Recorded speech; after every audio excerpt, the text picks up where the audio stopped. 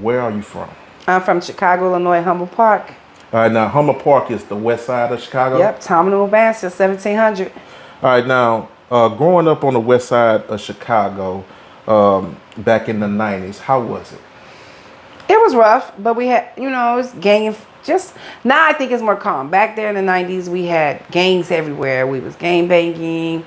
There was always selling drugs, always fighting, shooting. So it was a rough spot. Now, I watched one of your interviews, and you said you dropped out of school in the 8th grade, correct? Actually, I dropped out of school at the 7th. Like, I didn't go to 8th grade, period. So you dropped out of the 7th, middle school? Yes. Okay. Now, like, what was your mindset to make you not want to, like, okay, I'm done with school, I'm finished with it?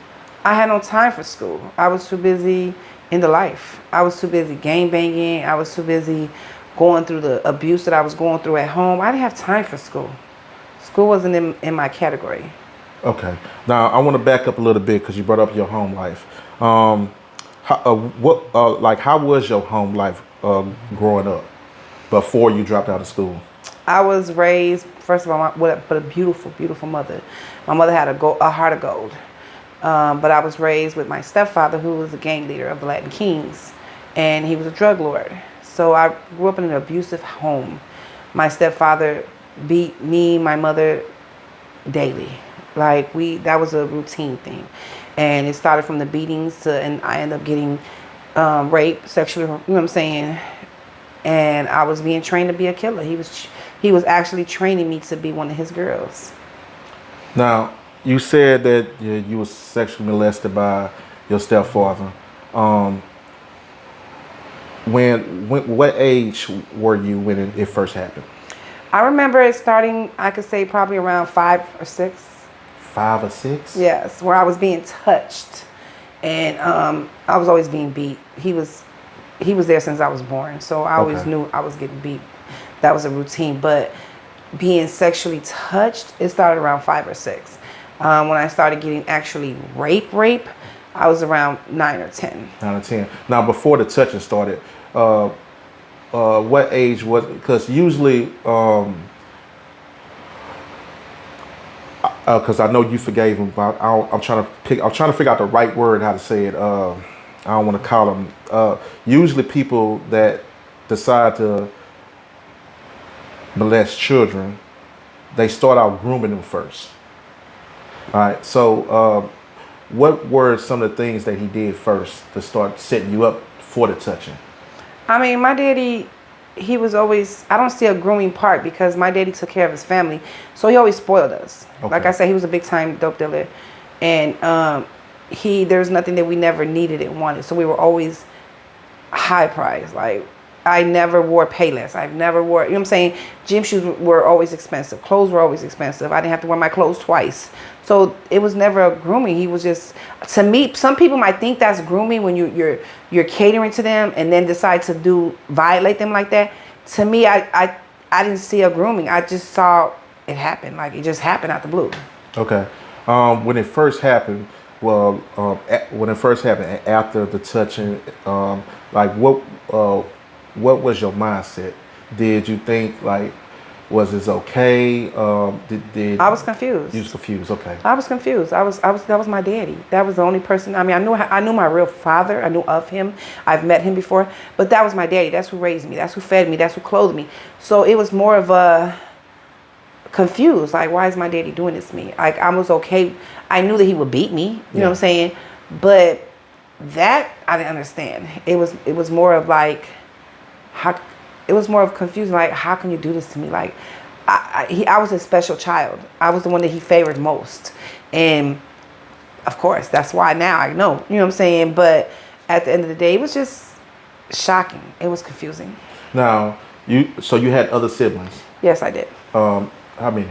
I have 2 other sisters on my mom's side. 2 other sisters. Mm-hmm. All right. Now, do you think was the other 2 sisters? No. No. I was his favorite.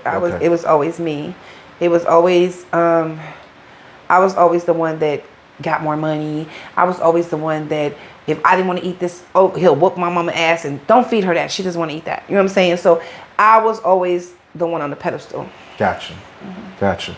All right. So I remember you saying age at 13, you told your mother, correct?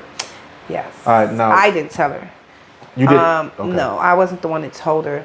My auntie, while she was pregnant, she walked in on my stepfather raping me one time. And he chased her out the house with a gun. So when she was giving birth, I begged her not to say nothing. She was terrified of him. Everybody was terrified of him.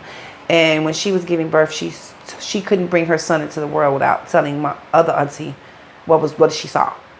So my other auntie contacted my mother and told her on the phone and was like, he's raping her. He's really hurting your daughter. And I remember her coming into my room and asking me, and I told her, yeah. All right. Now, when you told your mother, you admitted to your mother that the raping was true. What was your mother's response? It was fake. It was fake. She acted concerned. She said that she would take me, you know what I'm saying? She was taking me to the hospital. Everything was going to be fine. And she acted like she was upset and pissed off. But it didn't end like that. Because when we got to the hospital, the doctors told her they couldn't tell had I been raped, you know what I'm saying, physically raped right then and there, but that I wasn't a virgin. Gotcha. So she took that and ran. My aunties had already called the police. They had already, you know what I'm saying, had them questioning in the police station and stuff like that. And they were waiting on DCFS to come talk to me. And I remember my mother taking me to her bedroom when we came back from the hospital and had me and my auntie in the room. And she begged me to say he didn't do anything to me. She said, he's taking care of us. He's giving us all this. If he goes to jail, we're not going to have none of this. I promise you I'll never leave you alone with him again. And then so I did as my mom said. Now, I want to ask you this. For a child for that long, because nearly 5 years, to hold that secret, I want to know, like, how did you maintain your sanity? Because a lot of kids going through that type of abuse would have gave up on life. I couldn't give up on life. I had my mom to protect. I had my sisters to protect. I was the protector in the home. Whenever he would start beating them, I would hit him with something so he could stop hitting them and hit me. So I was always the protector. So I couldn't give up. So my thing was to survival. To tell you the honest truth was the thought of me killing him one day. That's the honest truth. Wow.